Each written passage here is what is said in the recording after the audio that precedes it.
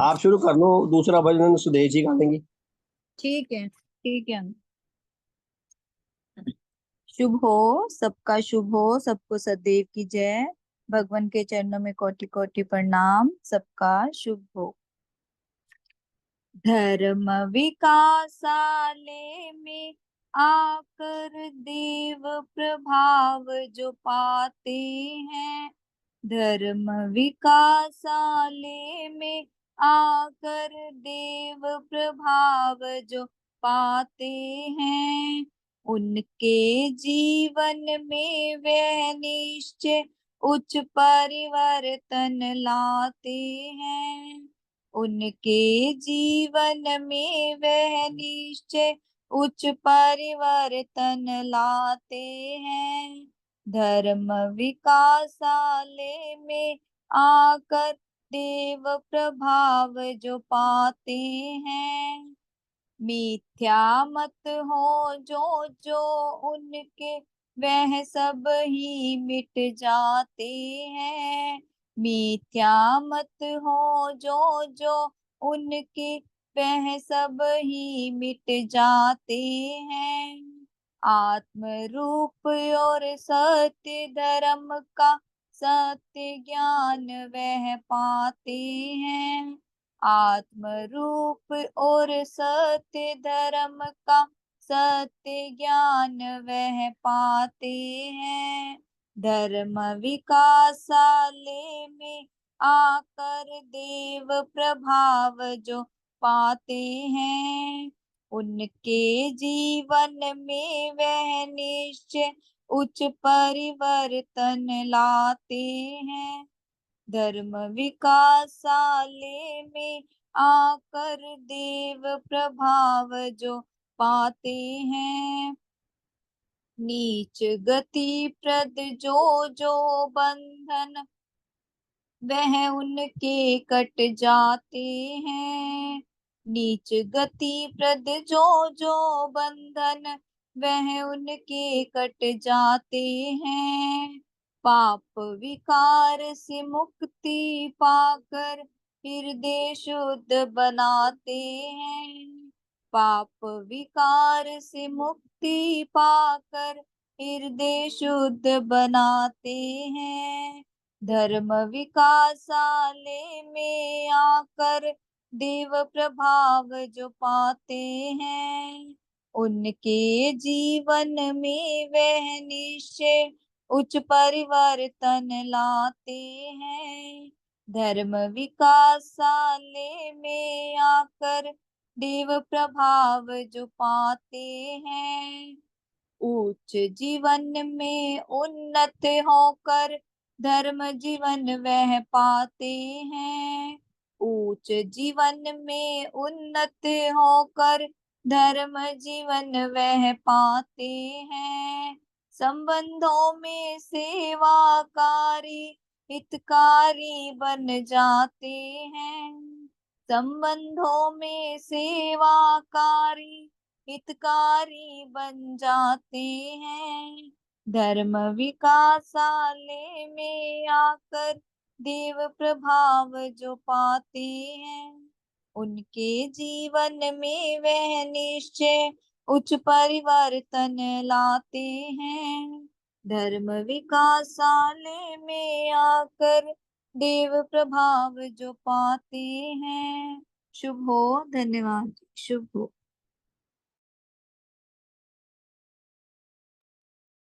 भगवान के चरणों में कोटि कोटि नमन। श्रद्धा व सम्मान के योग्य सभी प्यारे धर्म संबंधियों को सदैव की जय। सबका शुभ हो, सबका मंगल हो। भजन के रचयिता को प्रणाम, उनका परलोक में हर प्रकार से शुभ हो। सेवा देने के लिए बहुत बहुत धन्यवाद। धर्म विकासालय का कारज अद्भुत और निराला है। भाव धर्म के जागृत करना मकसद इसका आला है। मकसद इसका आला है। धर्म विकासालय का कारज अद्भुत और निराला है।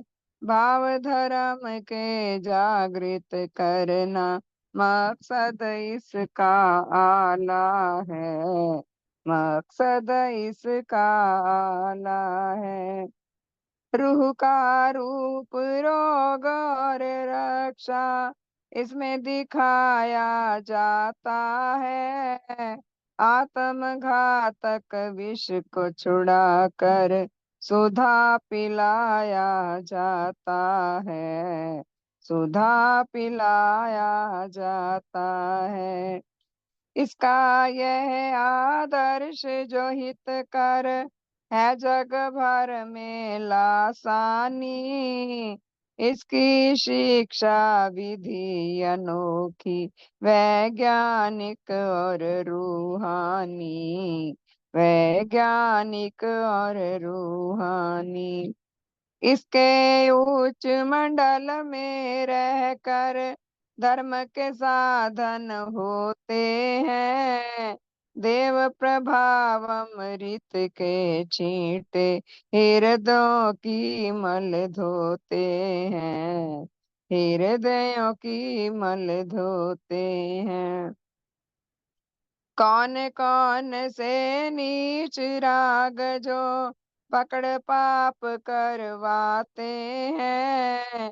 कौन मदारी दिल बंदर को अदना नाच नचाते हैं। अदना नाच नचाते हैं।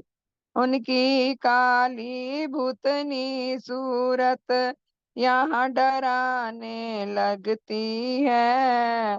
पर की हानि पर की निंदा यहाँ सताने लगती है। यहाँ सताने लगती है। औरों के जो माल चुराए आके याद तड़ पाते हैं। औरों को जो दुख पहुँचाए आके याद तड़ पाते हैं। हो न कफारा जब तक उनका नहीं चैन दिल पाते हैं। नहीं चैन दिल पाते हैं। सात्विक भावों के उच्च नजारे सन्मुख फिरने लगते हैं। खुद गर्जी और मान बढ़ाई नजर से गिरने लगते हैं।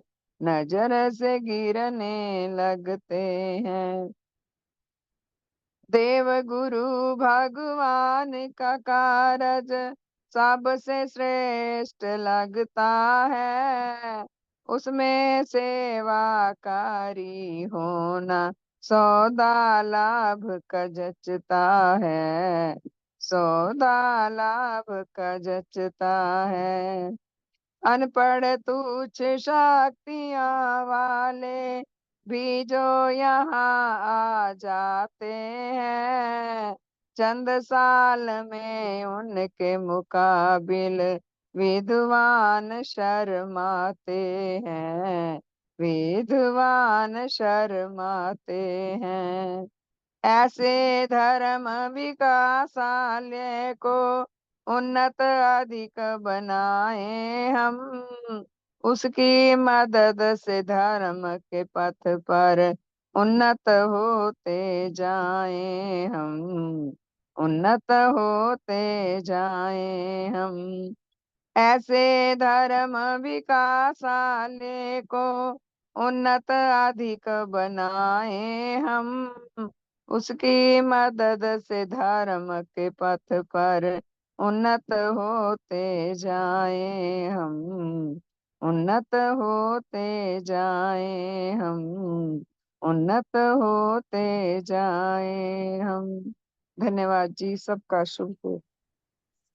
सबका शुभ हो बहन जी, बहुत बहुत धन्यवाद। बहुत बहुत सम्मान के जो प्यारे धर्म साथियों, इस समय हम 8 धर्म संबंधी यहाँ उपस्थित हैं। ये एक सज्जन बीच में नए हैं, नरेंद्र जी। ये अपना परिचय देंगे कृपया, कौन है ये? अपना परिचय दें, मैं पहचान नहीं पाया, या कोई और धर्म संबंधी इनका परिचय दे।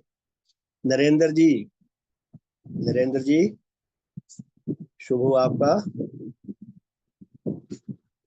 कोई परिचय देगा, कौन है ये सज्जन?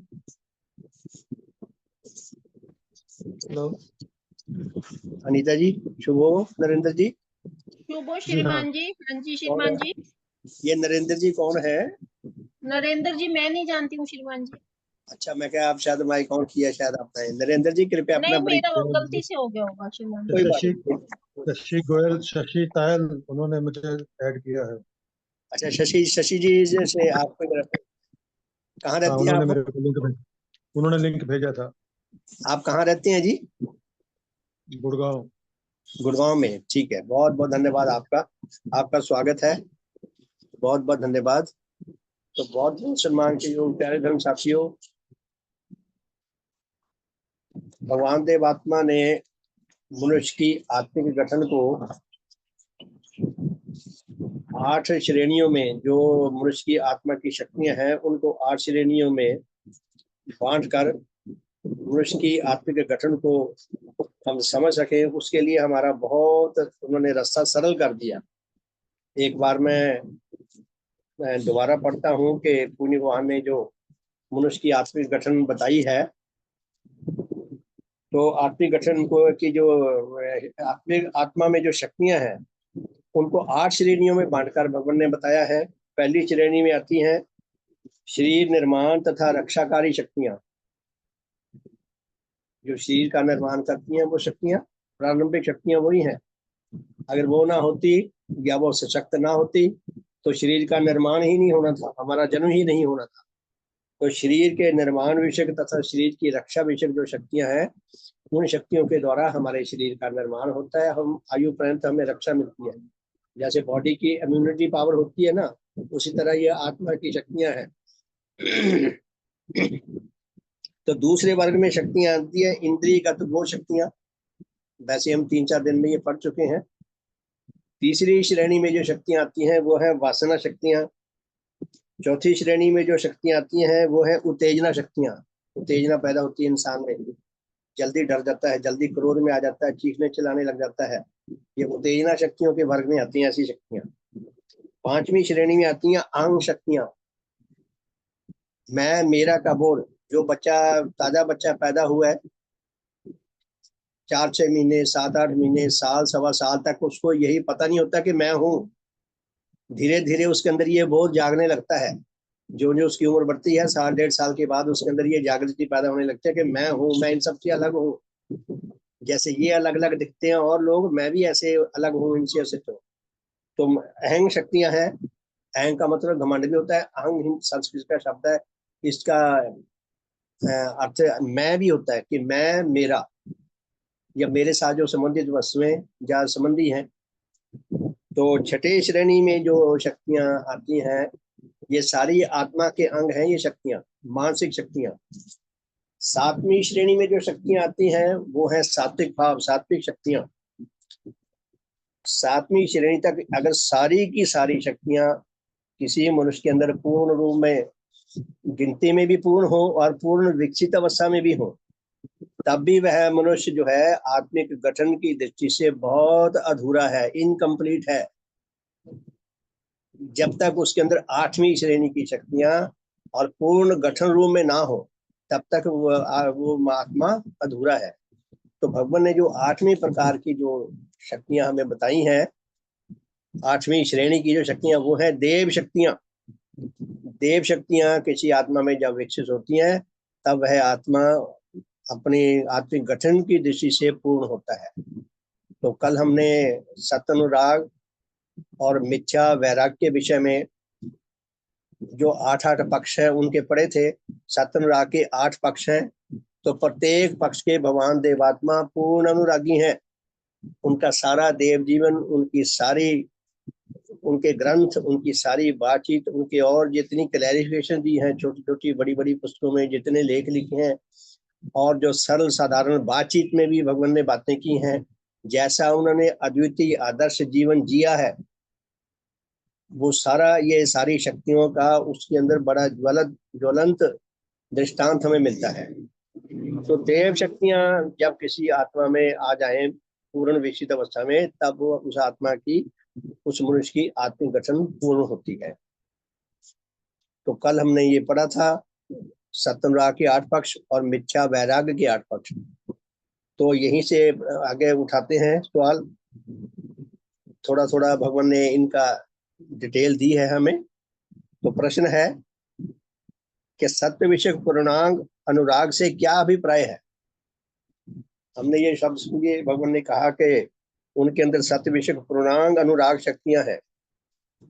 क्या हमारे मन मस्तिष्क में कोई छवि बनती है जो भगवान ने शब्द कहे, क्या हमें वो उनके सही उत्तर हमें समझ आ रहा है भगवान ने क्या कहा है? तो भगवान खुद ही प्रश्न करते हैं, हमें प्रश्न भी नहीं करने आते। भगवान ने ही प्रश्न किया है कि सत्य विषय पूर्णांग अनुराग शक्तियों से क्या अभिप्राय है, भगवान क्या हमें समझाना चाहते हैं। तो बहुत संक्षेप में उत्तर दिया है भगवान ने। सत्य के सारे अंगों के प्रति, सत्य के जितने पक्ष हैं, 8 पक्ष भगवान ने लिखे हैं, सब पक्षों के प्रति जब किसी आत्मा में पूर्ण अनुराग वर्तमान हो, तब उसे सत्य विषय पूर्ण व पूर्णांग अनुराग कहते हैं। कि सत्य के जितने पक्ष हैं, सब पक्षों का अगर पूर्ण अनुराग किसी आत्मा में वर्तमान हो, तब ये कहा जा सकता है कि वो सत्य का पूर्णांग अनुरागी है। सत्य के जितने पक्ष हैं उन सब का गहरे तौर पर अनुरागी है। बहुत वर्ष हुए, मेरे ख्याल में 40 साल से भी ऊपर हो गए, कि पिक्चर आई थी अनुराग, आप लोगों ने भी देखी होगी। वो अनुराग की तो कहानी जैसी तो ठीक है जैसी थी, लेकिन उसके कहानी के एंड में, जब फिल्म का एंड आता है तो लिखा होता है ना दी एंड, कि फिल्म खत्म। तो उसके एंड में एक छोटा सा 4 शब्दों का सेंटेंस लिखा हुआ था। दी एंड की बजाय उसमें लिखा था अनुराग। तो निचली पंक्ति में लिखा था दी लव दैट नेवर एंड। कि अनुराग उसे कहते हैं, ऐसा प्यार, ऐसा प्रेम जो कभी समाप्त नहीं होता। हम यूं समझ सकते हैं कि जैसे मनुष्य की मशीनरी में, जैसे हमारे मोटरसाइकिल में, स्कूटर में, साइकिल में बैक गियर नहीं लगा होता। हम चलाते चलाते साइकिल को, स्कूटर को पीछे नहीं ले जा सकते, जैसे कार ले जा सकते हैं, गाड़ी ले जा सकते हैं। हमारे जीवन की गाड़ी आगे को ही जाएगी, पीछे को नहीं जाएगी। तो अनुराग जो है, वो अनुराग ही क्या जो मिट जाए, जो बदल जाए। तो अनुराग उस प्रेम की वो अवस्था है जो पीछे को नहीं आगे को जाती है। अनुराग वो है जो मिटे ना, समय के साथ साथ और बढ़ता जाए। तो भगवान ने ही प्रश्न का उत्तर दिया है कि सत्य के सारे अंगों के प्रति जब किसी आत्मा में पूर्ण अनुराग वर्तमान हो, तब उसे सत्य विषय पूर्ण व पूर्णांग अनुराग कहते हैं। जब सत्य के एक पक्ष का अनुराग हो तो उसे सत्य पूर्णांग सत्यानुरागी नहीं कह सकते। करोड़ों लोगों में सत्य का अनुराग तो क्या होना है, साधारण सत्य का सम्मान भी नहीं है। बहुत कम लोग हैं जिनके अंदर सत्य का सम्मान होता है। अगर किसी के अंदर सत्य बोलने का स्वभाव बन जाए, उसका लोग मजाक उड़ाने लग जाते हैं, हंसी उड़ाने लग जाते हैं, उसको उसका जीना हराम कर देते हैं। जिसको सत्य का सम्मान हो किसी के अंदर, उसका देखें आप कैसी कैसी फिल्में, कैसे कैसे सीरियल बनते हैं कि उसको जैसे ना बुद्धू समझा जाता है। ये बहुत मूल्यवान विषय है ये सत्य का अनुराग। तो दूसरा प्रश्न है, असत्य विषय पूर्णांग विराग से क्या अभिप्राय है। अब सत्य का अनुराग तो हमें समझ आया थोड़ा सा। अब दूसरा प्रश्न है कि मिथ्या के प्रति, झूठ के प्रति वैराग्य क्या है या घृणा क्या क्या, इसका क्या तात्पर्य है। तो भगवान उत्तर देते हैं कि मिथ्या के सारे अंगों के प्रति जब किसी आत्मा में पूर्ण वैराग्य भाव वर्तमान हो, तब उसे मिथ्या विषय पूर्ण व पूर्णांग विराग कहते हैं। कि जब झूठ के जितने पक्ष हैं, जितने अंग हैं, कल हमने पढ़े थे सत्य के 8 अंग पढ़े थे, मिथ्या के 8 अंग पढ़े थे। तो मिथ्या के प्रत्येक अंग के प्रति गहरी घृणा हो, गहरा वैराग्य भाव हो, तो उसे उसको कहते हैं कि मिथ्या के प्रति पूर्णांग वैराग्य शक्तियां।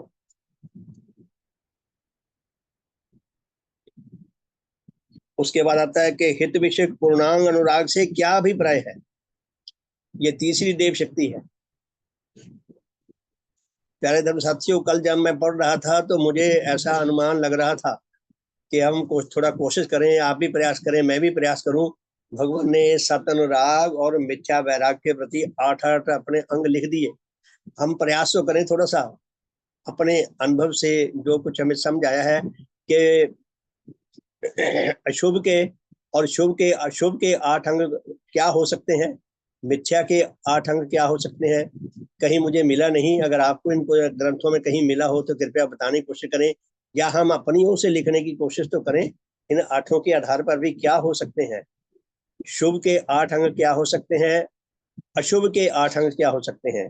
तो भगवान ने ही प्रश्न किया है कि हित विषय पूर्णांग अनुराग से क्या अभिप्राय है। पहला जो प्रश्न था सत्य विषय अनुराग से क्या अभिप्राय है, ये है हित विषय, शुभ विषय। हित के सारे अंगों के प्रति जब किसी आत्मा में पूर्ण अनुराग वर्तमान हो तब उसे हित विषय पूर्णांग अनुराग कहते हैं।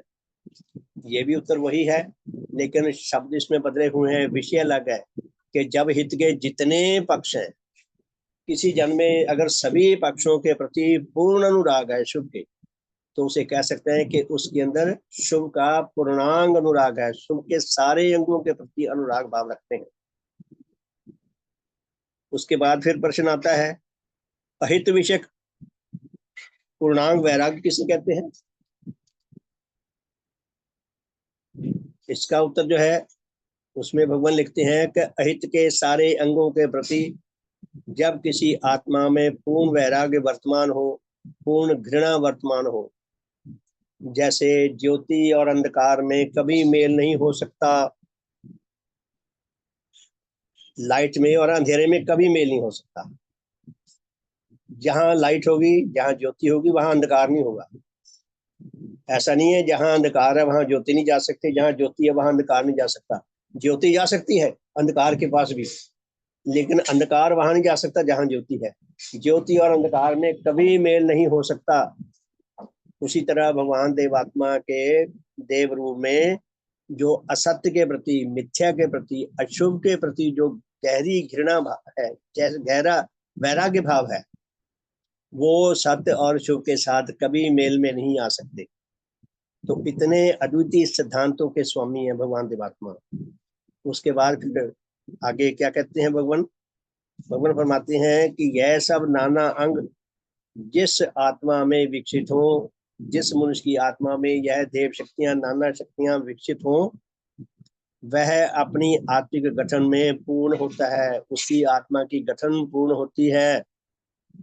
देव शक्तियों के बिना करोड़ों मनुष्य दुनिया में, देव शक्तियों के बिना सब आत्मिक अपंग हैं। हम सब आत्मिक तौर पर अधूरे हैं।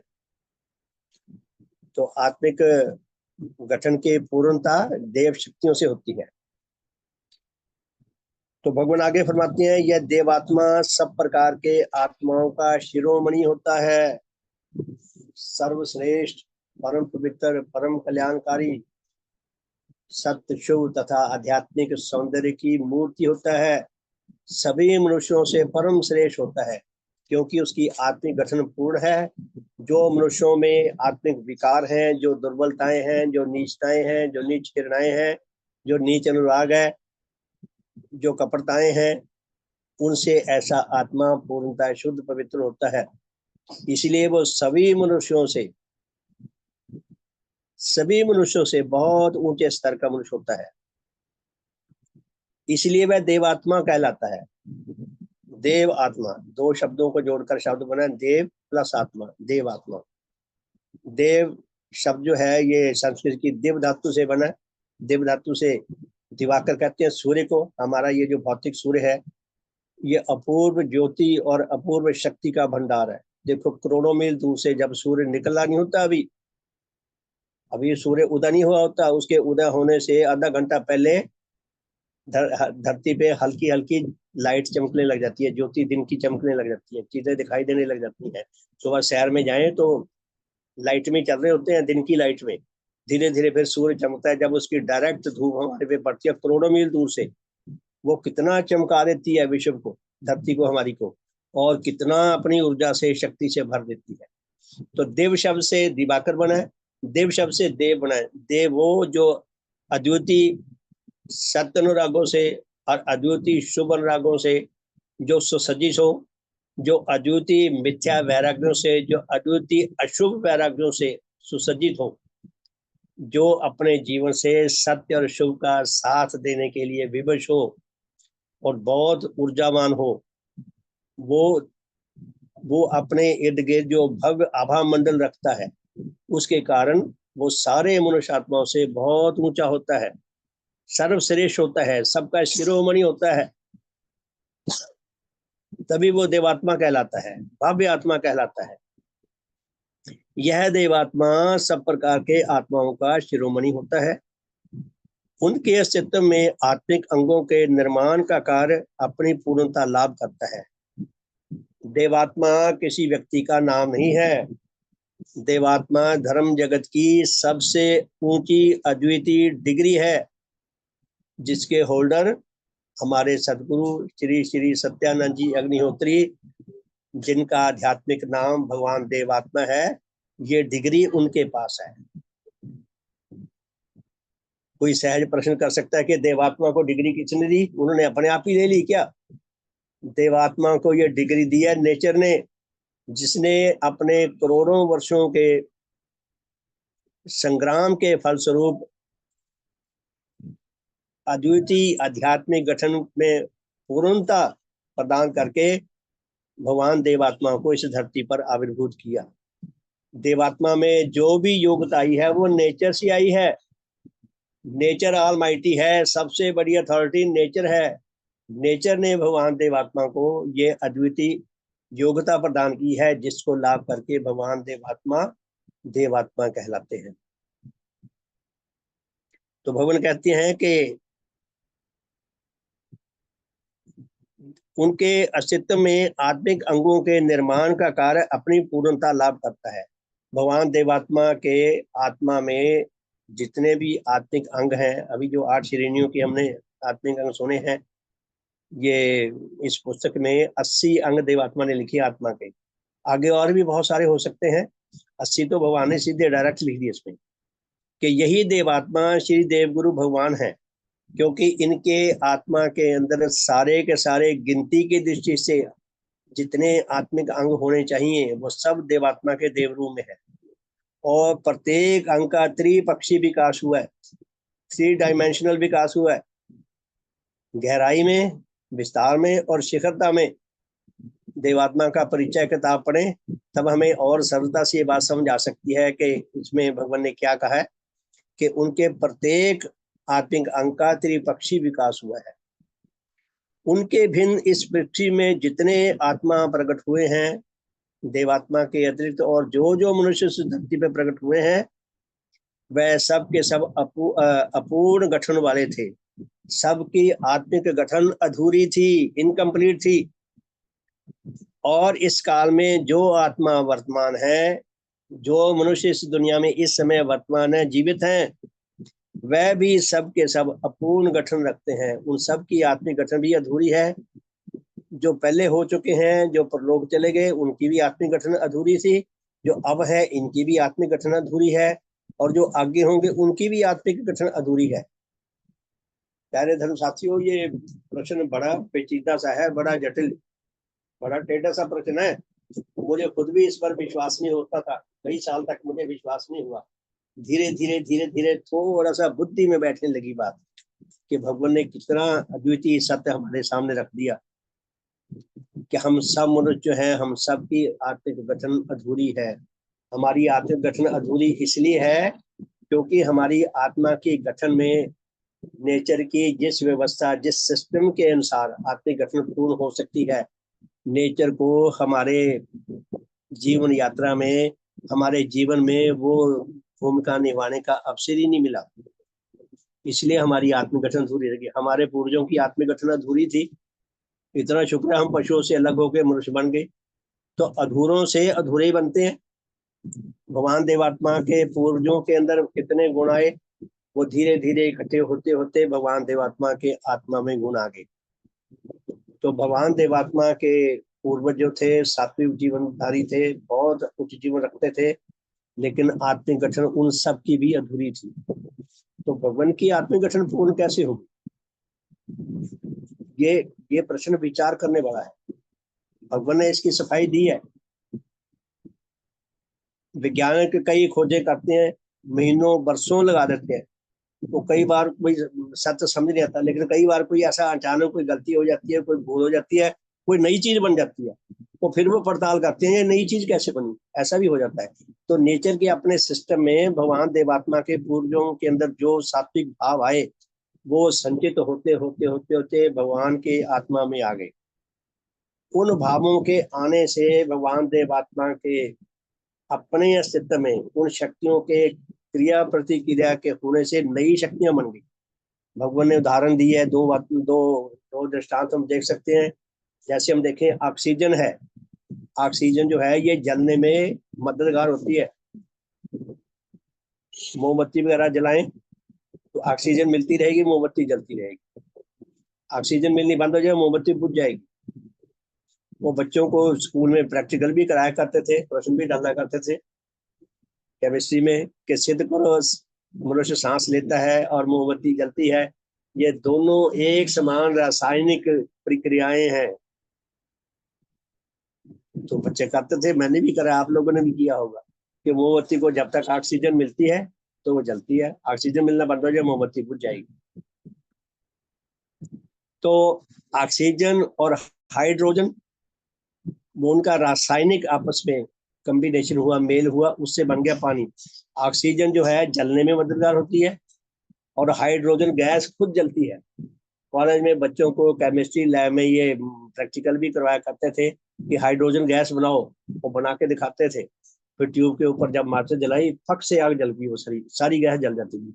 तो हाइड्रोजन खुद जलती है, ऑक्सीजन जलने में हेल्प होती है। साधारण बुद्धि से हम अनुमान लगा सकते हैं कि ऑक्सीजन और हाइड्रोजन को जब हम मिक्स कर देंगे तो उनकी आग लगाने की क्षमता बहुत ज्यादा बढ़ जाएगी। लेकिन होता क्या है, दोनों के मिलने से बन जाता है पानी। पानी जो है, इसको हम चाहे कितना गर्म कर लें, अगर उसको आग पे डालेंगे तो आग को बुझाएगा। ऐसा नहीं है कि ठंडा पानी तो आग को बुझाएगा, गर्म पानी आग को भड़काएगा। पानी आग को बुझाएगा। एक उन दोनों गैसों में मिलकर एक नई योग्यता पैदा होगी जो पहले नहीं थी। नमक के बारे में बताते हैं, और बहुत सारे ऐसे दृष्टांत मिल जाएंगे कि नमक भी दो चीजों से बना, सोडियम और क्लोरीन से। वो दोनों अपना एक प्रकार के विष होते हैं, लेकिन उनका टेस्ट जो है नमकीन हो जाता है। तो इस तरह बहुत सारे विषय में दृष्टांत मिलते हैं। तो भगवान देवात्मा के अंदर वो सात्विक भावों की पूंजी जो उनके पूर्वजों से पीढ़ी दर पीढ़ी चलते चलते भगवान तक पहुंची, वो भगवान देवात्मा के आत्मिक गठन में आकर जब उनमें आपस में क्रिया प्रतिक्रिया हुई तो उनमें नई शक्तियां विकसित होगी, डेवलप होगी, जिनको देव शक्तियां कहते हैं। भगवान देवात्मा के छोटे भाई थे, उनके अंदर नहीं आई। भगवान देवात्मा के वंश में और किसी के अंदर नहीं आई, केवल देवात्मा में आई, क्योंकि उस वक्त ये नेचर में अनुकूल अवस्था थी, इसलिए आ गई। आप सब जानते होंगे कि मोती कैसे बनते हैं नेचुरल तरीके से। कहते हैं कि समुद्र में सिप्पी का मुंह खुला हुआ हो और आकाश की ओर उसका मुख हो, और आकाश में बादल हो, वहां से बूंदें गिरती हो, और आकाश से बूंद चली सिप्पी के मुंह में चली जाए और सिप्पी के मुंह में समुद्र का पानी ना जाए, ये बिल्कुल इम्पॉसिबल सी बात लगती है। और सिप्पी को कोई हिंसक जानवर, कोई जानवर निगल ना ले अपने पेट में, मछलियां निगल ना ले, और सिप्पी जो है वो टूटने फूटने से बची रहे, तो उसके अंदर धीरे धीरे मोती बन जाता है। ये देखने सुनने बताने में तो बात बिल्कुल असंभव सी लगती है, लेकिन ये संभव होती है। तो उसी तरह भगवान देवात्मा के अंदर देव शक्तियां विकसित हुई, उनकी आत्मा में उनके पूर्वजों की पूंजी के आने से एक नई प्रकार की क्रिया प्रतिक्रिया के फलस्वरूप क्या फरमाते हैं भगवान, फरमाते हैं कि उनके जितने भी आत्मिक अंग हैं वो सबका पूर्ण विकास हुआ, इसलिए वह देवात्मा है। सब मनुष्य आत्माओं में शिरोमणि है, यही देवात्मा श्री देव गुरु भगवान है। उनके भिन्न इस पृथ्वी में जितने मनुष्य हैं, जितने मनुष्य आत्मा प्रकट हुए हैं, वह सब के सब अधूरी आत्मिक गठन रखते हैं। जो पहले हो चुके हैं वो भी, जो अब हैं वो भी, जो आगे होंगे वो भी। क्योंकि यदि देवात्मा के बनने की ठीक वैसी ही परिस्थितियां लाखों सालों में पैदा होती है, तब तो शायद कोई देवात्मा पैदा हो जाए, अन्यथा नहीं। तो फिर प्रश्न है, श्री देव गुरु भगवान ने देव जीवन विशिष्ट पूर्ण आत्मिक गठन को प्राप्त होकर मनुष्य मात्र की तुलना में क्या क्या विशेषताएं पाई। अब भगवान ने कह दिया कि मेरी आत्मिक गठन पूर्ण, बाकी तुम सबकी अधूरी है। तो भगवान उसका प्रमाण दे रहे हैं। भगवान कहते हैं कि जब कोई मनुष्य देवात्मा बन जाता है, उसमें क्या कैसी विशेषताएं आ जाती हैं जो मनुष्यों में नहीं होती आम में। तो फरमाते हैं भगवान, श्री देव गुरु भगवान ने देव जीवन में विकसित होकर अपने मस्तिष्क की विशेष गठन के भिन्न अपने आत्मा में वह सर्वोच्च देव ज्योति लाभ की है, जिसे पाकर उन्होंने आत्मा के प्राकृत रूप, उसकी विनाश और विकासकारी गतियों, उसकी विनाशकारी गतियों से मोक्ष और उसमें विकासकारी गतियों अथवा उच्च व धर्म जीवन की उत्पत्ति और उसके साधनों आदि के विषय में जो महान और अति विलक्षण तथा पूर्ण कल्याणकारी सत्य देखे और प्रकट किए हैं, वह कोई मनुष्य इस पृथ्वी में ना देख सका, ना प्रकट कर सका। तो भगवान फरमाते हैं कि जब भगवान देवात्मा की आत्मिक गठन पूर्ण हो गई, अर्थात भगवान देवात्मा के आत्मिक गठन में सब प्रकार की ज्ञानदायिनी शक्तियां, बोधदायिनी शक्तियां, सात्विक भाव और देव शक्तियां, उनके आपस में क्रिया प्रतिक्रिया के फलस्वरूप उनके अंदर देव ज्योति पैदा हुई, एक अद्वितीय सूझबूझ पैदा हुई, एक अद्वितीय विवेक पैदा हुआ जो औरों में नहीं पैदा हुआ। प्यारे धर्म साथियों, जब दो पत्थरों को टकराएं, बच्चे खेला करते थे खेल, वो टकराते हैं, उसमें से चिंगारी निकलती है। घर में हम जो लाइटर जलाते हैं, इसमें भी चिंगारी निकलती है। लाइटर में वो लोहे की गरारी पत्थर से घिसती है, तो तब चिंगारी पैदा होती है। तो जैसे वो चिंगारी पैदा होती है उनके भिड़ने से, उसी तरह भगवान देवात्मा की जो आत्मिक शक्तियां हैं, जब उन्होंने आपस में क्रिया प्रतिक्रिया की, उनकी क्रिया प्रतिक्रिया से जो अग्नि पैदा हुई, अग्नि तो ये सिंबॉलिक है, जो हम कह रहे हैं बाहर की अग्नि जैसी, वैसी अग्नि तो नहीं है, लेकिन भगवान देवात्मा की जो शक्तियों ने आपस में मिलकर क्रिया प्रतिक्रिया के फलस्वरूप उनके अंदर सूझबूझ पैदा हुई, अद्वितीय विवेक पैदा हुआ, वो है उनकी देव ज्योति। उस देव ज्योति के उजाले में ही आत्मा के संबंध में विविध प्रकार के सत्य दिखाई दे सकते हैं और धर्म के संबंध में विविध प्रकार के सत्य दिखाई दे सकते हैं। जिस व्यक्ति में आत्म देव ज्योति नहीं है, उसको धर्म विषय के सत्य दिखाई नहीं दे सकते।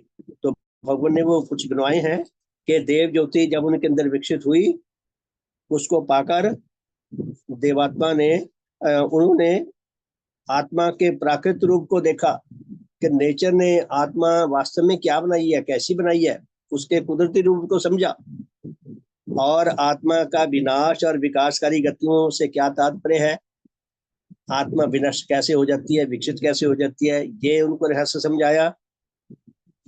आत्मा की विनाशकारी गतियों से मुक्ति की जरूरत है, विनाशकारी गतियों से, क्योंकि ये आत्मा के रोग हैं ये, और उसमें विकासकारी गतियों अथवा उच्च व धर्म जीवन की उत्पत्ति और उसके साधनों आदि के विषय में जो महान तथा अति विलक्षण और पूर्ण कल्याणकारी सत्य देखे और प्रकट किए हैं, वह कोई मनुष्य इस पृथ्वी में ना देख सका, ना प्रकट कर सका।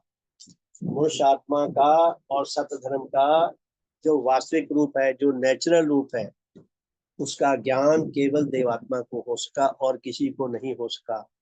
कारण सीधा स्पष्ट है कि भगवान देवात्मा के पास देव शक्तियां थी, उनके पास देव ज्योति थी, वो अनुपम ज्योति। भगवान ने 4 ज्योतियों का उल्लेख किया है। नेचर के विश्व की सारी ज्योतियों को 4 श्रेणियों में बांट के हमें बहुत सूक्ष्म सत्य समझाए हैं। पहली ज्योति है भौतिक ज्योति, जो भौतिक वस्तुओं से, भौतिक अस्तित्वों से पैदा होती है। सूर्य से लाइट मिलती है, चांद से लाइट मिलती है, चांद की अपनी लाइट होनी है, सूरज की लाइट रिफ्लेक्ट होकर आती है, अग्नि से मिलती है। ये भौतिक पदार्थों के चलने से हमें लाइट मिलती है। ये लाइट हमें आत्मा का ज्ञान नहीं दे सकती। भौतिक ज्योति में हमें जितने भी जानदार और बेजान अस्तित्व में उनके स्थूल आकार दिखाई दे सकते हैं, उनका बाहर का रूप दिखाई दे सकता है, ईंट पत्थर दिखाई दे सकते हैं, पहाड़ दिखाई दे सकते हैं, पशु खड़े दिखाई दे सकते हैं, बाहर का शरीर स्थूल आकार दिख सकता है भौतिक ज्योति से। ये भी भौतिक जगत से जुड़ा हुआ है। तो उसके बाद फिर मानसिक ज्योति में हमें विविध विषयों का हम ज्ञान ले सकते हैं। ज्योति का मतलब जो हमें दिखा दे या समझा दे उसकी सत्यता। सात्विक ज्योति सात्विक भावों से हमें दूसरों के दुख दर्द समझा सकते हैं, उनके उपकार समझा सकते हैं, उनके गुण समझा सकते हैं, उनके प्रति हमारे अंदर दया भाव होगा, सात्विक भाव होंगे तो हमें वो चीजें दिखेंगी, हमें वरना नहीं दिखेंगी। जो हमारे अंदर भाव नहीं है उस भाव से जुड़ी हुई सत्य हमें दिखाई नहीं दे सकता। तो देव ज्योति केवल देवात्मा में थी, जो सर्वोच्च ज्योति है। ये ज्योति जो है ये आत्मा और धर्म के साथ इसका गहरा योग है, संबंध है। इसलिए भगवान देवात्मा को मनुष्य के आत्मा का असल स्वरूप दिखाई दिया और धर्म का असल स्वरूप दिखाई दिया, और भगवान ने इसका ज्ञान दिया है। तो ये ज्वलंत प्रमाण है कि भगवान देवात्मा है। तो भगवान क्या फरमाते हैं कि और कोई सत्य को प्रकट नहीं कर सका, उनके भिन्न विज्ञान मूलक सत्य धर्म का कोई भी शिक्षक नहीं हुआ। विज्ञान मूलक धर्म का और कोई शिक्षक नहीं है, केवल देवात्मा है। क्लेम तो कोई भी कर ले, क्लेम करना बहुत आसान है, उसको फिर सिद्ध करके दिखाए। दूसरे तो कहेंगे भाई सिद्ध करके दिखाओ। और ना ही अपनी अधूरी गठन के कारण कोई हो सकता है। देखो भगवान ने क्लेम किया है कि विज्ञान मूलक सत्य धर्म के प्रवर्तक एकमात्र देवात्मा है और कोई नहीं है। यदि कोई क्लेम करता है तो वह सिद्ध करके दिखाए। पहले तो उसको ये सिद्ध करना पड़ेगा उसकी आत्मिक गठन पूर्ण है। आत्मिक गठन के पूर्ण होने का तात्पर्य बताएगा। ये पुस्तक पढ़ के भी बता देगा। जब उसके जीवन से दृष्टांत देखेंगे, दृष्टांत नहीं मिलेंगे, क्योंकि जो जैसा है उसमें से वैसी आवाज आएगी। तो भगवान कहते हैं कि उनके भिन्न विज्ञान मूलक सत्य धर्म का कोई भी शिक्षक नहीं हुआ और ना ही अपनी अपूर्ण गठन के कारण कोई हो सकता है। इसलिए देव धर्म के भिन्न पृथ्वी के सब धर्म मत जैसे एक और मिथ्या कल्पनाओं पर स्थापित हैं, वैसे ही दूसरी ओर अपनी कई प्रकार की मिथ्या तथा पाप मूलक शिक्षा के विचार से मनुष्य मात्र के लिए अत्यंत हानिकारक हैं। अधूरी गठन वाले मनुष्यों ने जितने मतांतर बनाए हैं, जितने मजहब पंथ बनाए हैं, जितनी उनकी शिक्षा दी है, वो सब उनके अधूरी आत्मिक गठन के कारण सत्य से बिल्कुल विपरीत है। जितने भी मतों की शिक्षा है उसमें दो ही बातें समझाई गई हैं। एक तो लालच दिया गया है कि डर दिया गया है।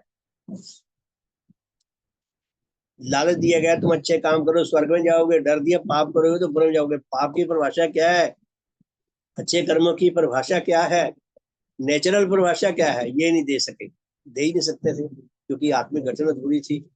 तो पुण्य भगवान क्या फरमाते हैं, उन्होंने अपने देव जीवन का दृष्टांत दे रहे हैं कि क्या क्या उनके अंदर ये पैदा हुई बातें। दूसरी बात,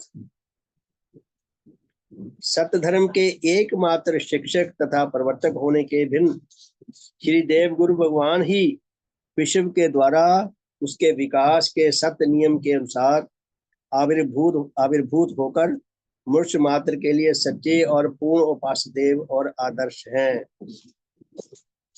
भगवान देवात्मा सत्य धर्म के शिक्षक हैं, प्रवर्तक हैं, और इसके साथ साथ विकास क्रम में इस धरा पर आविर्भूत होकर धर्म के ऐसे उच्च स्तर पर पहुंच गए कि जिसके कारण वो मनुष्य मात्र के लिए, सभी मनुष्यों के लिए सच्चे और पूर्ण उपास्य देव और आदर्श है। किसी मनुष्य का आदर्श जीवन कैसा होना चाहिए,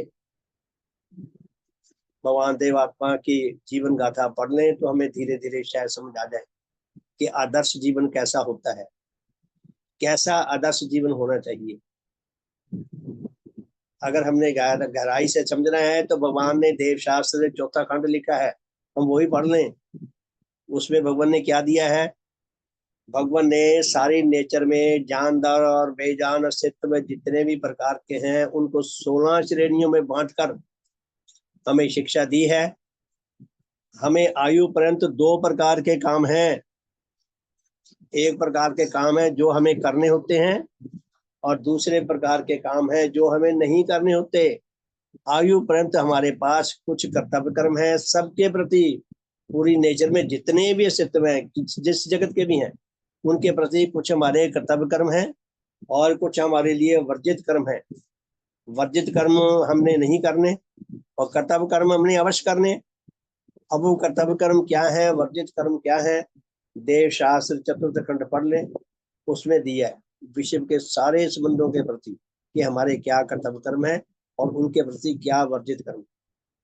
इतनी सूक्ष्मता से किसी को बात जो पूर्ण भगवान समझा सके, क्योंकि वो अद्वितीय देव जीवनधारी है, इसलिए उनको ये सत्य दिखाई दिए। नहीं तो इंसान उलझा रहता है, पता नहीं चलता। हम ऐसे ऐसे धर्म संकट में फंस जाते हैं, हमें समझ नहीं आता हम क्या निर्णय लें। तो भगवान ने क्या फरमाया है कि वो हमारे लिए सत्य उपास्य बन गए, हमारे लिए पूजनीय बन गए। अब किसी की पूजा हम पूजनीय बन गए, अर्थात भगवान की हम पूजा करें तो पूजा कैसे करें? तिलक गा लिया, जोत जला ली, अगरबत्ती जला ली, उनकी महिमा के भजन गा लिए, देव स्तोत्र गा लिया, उपदेश सुन लिया, माथा टेक लिया, भजन गा लिए, देव आरती गा ली, पूजा होगी। ये पूजा का सिंबॉलिक रूप है, बाहर का रूप है। आंतरिक रूप क्या है? आंतरिक होता है अपने इष्ट को आत्मसात करके जीना। जैसा हमारा इष्ट विचार रखता है, जैसे भाव रखता है, जैसा स्वभाव रखता है, जैसा वो जीवन जी रहा है, जैसा वो जीवन सत्य शुभ तथा आध्यात्मिक सौंदर्य के आधार पर जीने योग्य है, वैसा जीवन देवात्मा जीते हैं। इसलिए देवात्मा हमारे लिए सत्य है। उनकी पूजा का जो सही विधि है, उनके देव जीवन का अनुगत बन के वैसा जीवन जीने का प्रयास करना उनकी सच्ची पूजा है। हम किसी की भी पूजा करने लग जाएं, उसके गुण भी हमारे अंदर आ सकते हैं, जो उसके अंदर दोष है वो भी हमारे अंदर आ जाएंगे। भगवान देवात्मा के देव रूप से ये गारंटी मिलती है कि यदि हम भगवान की पूजा करते रहे, उनके जीवन की नकल करते रहे, उनके जीवन का अनुसरण करके वैसा ही जीवन जीने का प्रयास करें जैसा भगवान ने जिया है और बताया हमें, तो भगवान देवात्मा का जीवन जीते जीते ये गारंटी है पूजनीय भगवान के देव जीवन से कि हमारे अंदर कोई ऐसा दोष पैदा नहीं होगा जिसके लिए हम भगवान देवात्मा को जिम्मेदार ठहरा सकें। और किसी की पूजा कर लें, अगर किसी के गुण हमारे अंदर आएंगे, उसके दोष भी अवश्य आ जाएंगे। इसलिए एकमात्र सत्य उपास्य सच्चे हमारी पूजा के योग अगर कोई अधिकारी नेचर में है तो वह केवल देवात्मा और कोई नहीं हो सकता। तो भगवान ने देवात्मा बनकर उनको क्या उपलब्धियां मिली वो गिनवा रहे हैं भगवान। तीसरी बात, एकमात्र सत्य देव श्री देव गुरु भगवान ही अपने देवात्मा में सब शक्तियां रखते हैं कि जो किसी आत्मा में अपनी ओर से विश्वगत संबंधों में उच्च गति मूलक पूर्ण प्रेम व एकता स्थापन करने और नीच गति मूलक सब प्रकार के अनमेल के नष्ट करने के लिए आवश्यक है। भगवान देवात्मा में वो सारी अद्वितीय क्षमता है, योग्यता है, वो सारी शक्तियां हैं जिन शक्तियों को जीकर हम सबके साथ पूर्ण उच्च मेल की अवस्था में आ सकते हैं और नीच अनमेल से बच सकते हैं। भगवान ने जो शिक्षा दी है उसमें हमारा आत्म कल्याण है, उसमें हमारा मानसिक संतोष है, हमारी बुद्धि विद्रोह नहीं करती। ऐसी बातें नहीं है जो अटकल बच्चों हो, जो इम्पॉसिबल हो, ऐसी बातें नहीं कही, सब नेचुरल बातें कही हैं। और नेचर में जो जो संभव है, जो जो प्रैक्टिकल है, जिनको हम अपने जीवन में उतार कर हम वही परिणाम लाभ कर सकते हैं जो भगवान ने बताए हैं। इसलिए भगवान देवात्मा के देव जीवन में जो शक्ति आई हैं उन शक्तियों के कारण भगवान देवात्मा उच्च मेल की हमें शिक्षा देकर हमें उच्च मेल में ला सकते हैं और नीच अनमेल से हमारी रक्षा कर सकते हैं कि नीच अनमेल से हम बचे।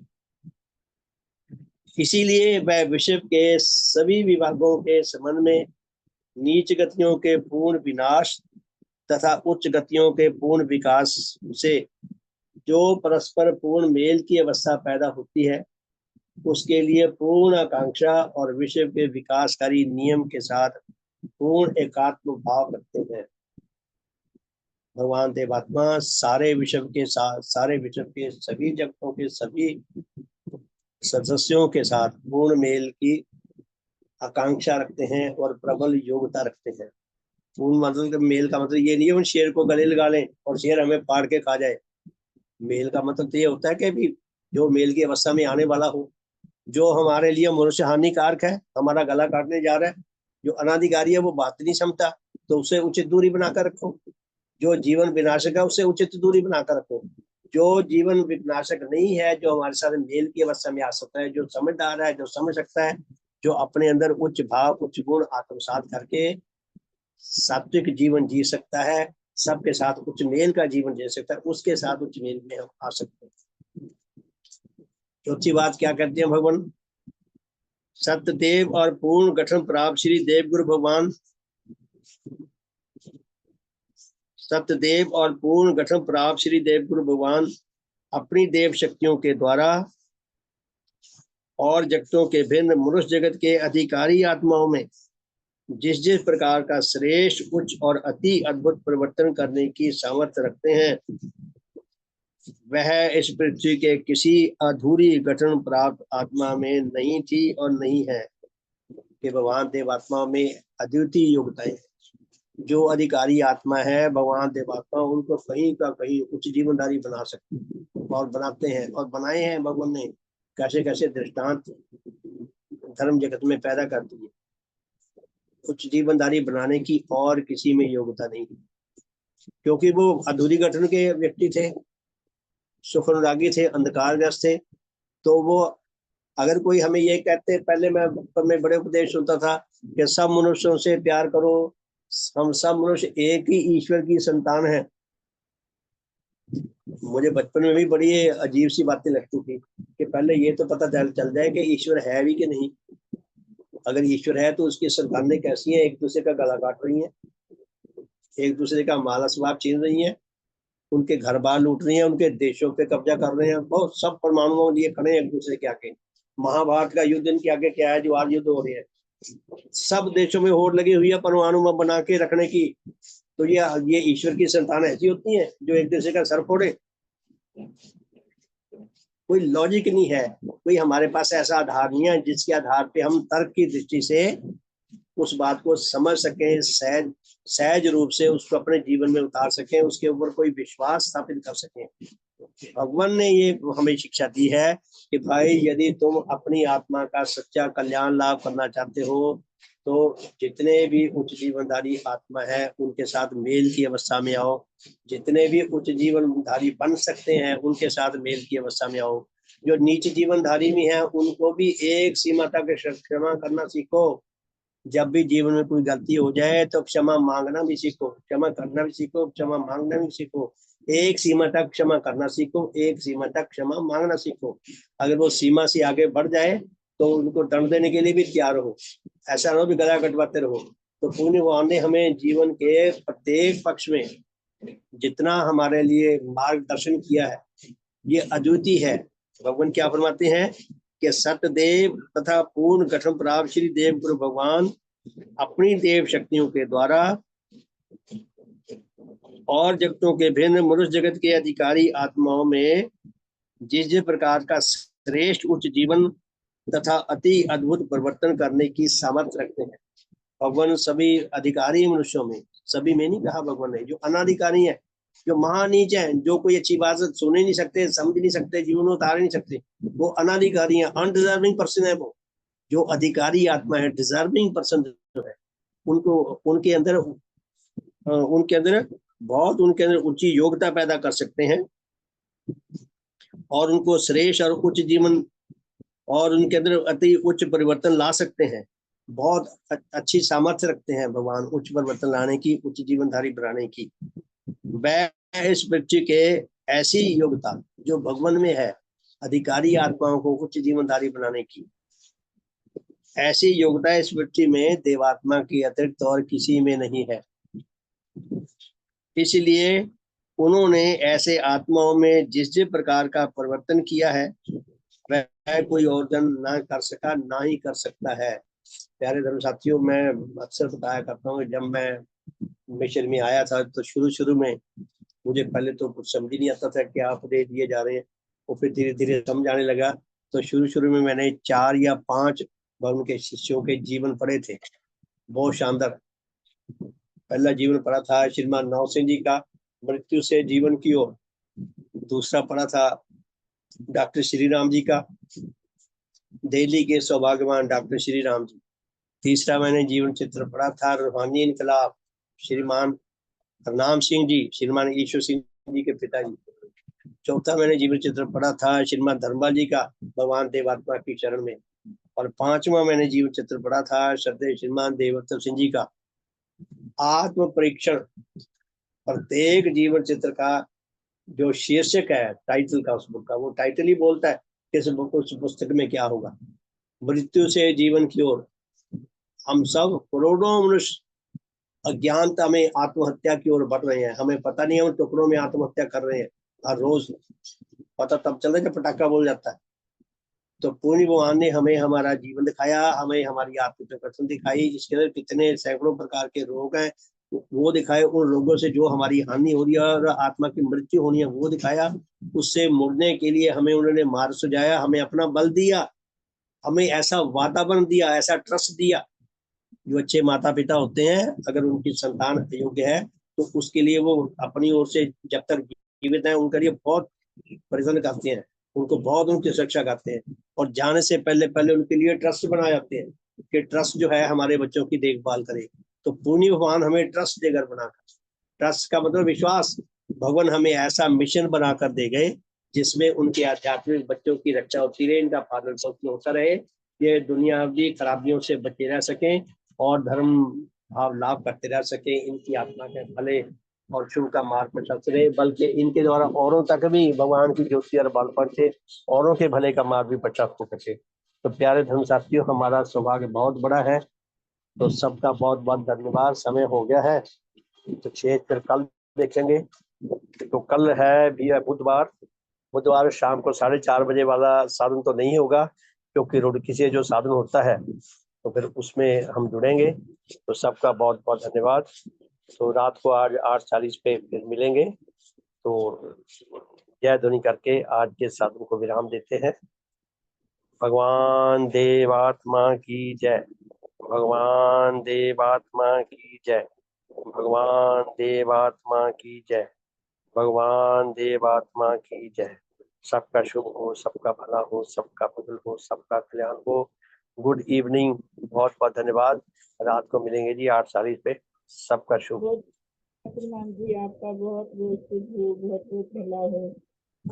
क्या कह रहे बहन जी, समझ नहीं आया, थोड़ा ऊंचा बोलो, माइक के नजदीक मुख जाकर बोलो, फिर शायद सुने। धन्यवाद श्रीमान जी, आपका बहुत बहुत शुभ हो। आप इतना टाइम लगाते हैं हमें बताने में, समझाने में भगवान की शिक्षा को गूढ़ रूप से। तो बहुत बहुत धन्यवाद आपका, बहुत बहुत शुभ हो। बहन जी आप धन्यवाद कर रही हैं, मुझे लज्जा आ रही है। हम तो दूसरों की कमाई खा रहे हैं, ये भगवान की कमाई है या हमारे पूर्वजों की, जिन्होंने हमें कुछ ऐसी अच्छी पूंजी दे दी कि हमें अधिकारी समझा गया, भगवान के चरणों में हमें ले आए। ये भगवान की शिक्षा उन्होंने संग्राम करके अर्जित की है। हम उनको थोड़ा सा पढ़ लेते हैं। हमारा सौभाग्य बहुत बड़ा है कि हम भगवान के लिए एक टूल बन जाए, ये भी बहुत बड़ा सौभाग्य। हाँ ये श्रीमान जी, जी, वो तो आप ठीक कह रहे हैं। हाँ जी, शुभ श्रीमान हाँ जी, वो तो ठीक कह रहे हैं आप। मगर श्रीमान जी आप उसको स्पष्ट कर देते हैं, एक्सप्लेनेशन कर देते हैं, ये भी बहुत बड़ी बात है। हमारी समझ में तो पुस्तक पढ़ के तो आवे नहीं बिल्कुल भी। आप जो उसका सरलीकरण उदाहरण दे करके इधर रोजमर्रा के जीवन से, अपने जीवन से, तो वो आसान हो जाता है। समझ में आना आसान रहता है, इसमें आपको शर्म आने की कोई बात नहीं श्रीमान जी।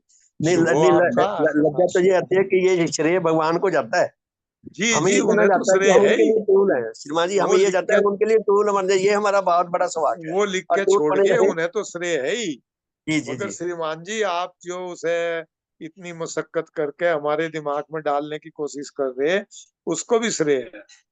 बहुत बहुत आपका धन्यवाद श्रीमान जी। सबका शुभ हो, सबका भला हो, सबका भला हो जी, सबका शुभ हो। आप मेरे उपकारी हैं, आपको सुनाने के चक्कर में मुझे थोड़ा सा समझ आ जाता है।